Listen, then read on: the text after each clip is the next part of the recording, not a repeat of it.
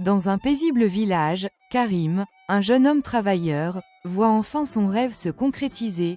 Il décroche une opportunité qui peut transformer sa vie. Fou de joie, il annonce la nouvelle à son entourage, croyant naïvement qu'ils partageront son bonheur. Mais il ignore que la jalousie est un poison insidieux. Peu à peu, son succès attire des regards envieux, et des ombres s'abattent sur son avenir. Ce qui devait être une bénédiction se transforme en cauchemar. À travers cette histoire, découvrez pourquoi il vaut parfois mieux garder ses réussites secrètes et protéger son bonheur des mauvaises intentions. Karim est un artisan talentueux qui rêve depuis toujours d'ouvrir sa propre boutique. Après des années de sacrifice et de persévérance, il reçoit un appel inattendu, une grande entreprise veut financer son projet.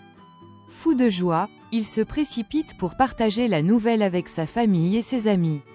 Son père, fier de lui, l'embrasse chaleureusement, tandis que sa mère verse une larme de bonheur. Mais parmi les sourires, certains masquent des émotions plus sombres. Son voisin Hamza, autrefois bienveillant, garde un silence troublant. Son ami d'enfance, Farid, force un sourire, mais son regard en dit long. Seul son grand-père, un homme sage, l'observe avec gravité et murmure « Mon fils, le bonheur attire autant d'amis que d'ennemis ». Karim ne prête pas attention à cet avertissement, trop absorbé par son enthousiasme. Le soir même, il organise un grand repas pour célébrer son succès. Les invités se régalent, mais certains murmurent à voix basse.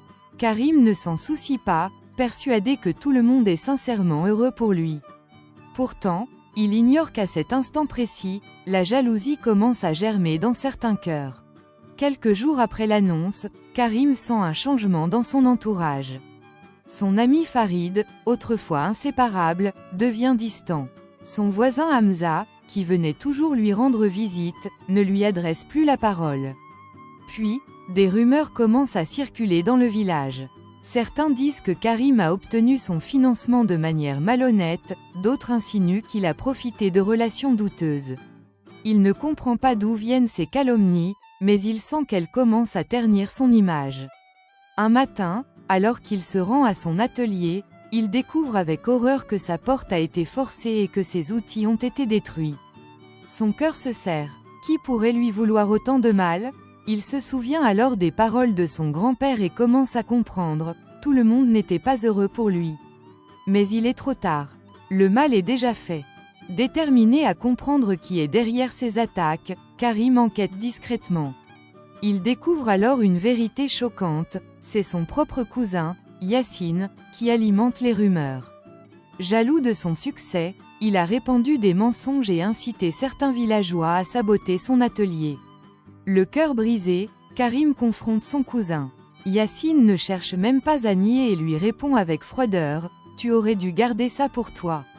Tout le monde n'aime pas voir les autres réussir. » Ces paroles résonnent en Karim comme une gifle. Il réalise qu'il a commis une erreur, il a exposé son bonheur à des cœurs rongés par l'envie. À cause des rumeurs, l'entreprise qui devait financer son projet commence à douter de lui. Des responsables viennent enquêter, influencés par les mauvaises langues du village. Malgré ses efforts pour prouver sa bonne foi, le financement est suspendu. Dans le village, Karim devient un paria.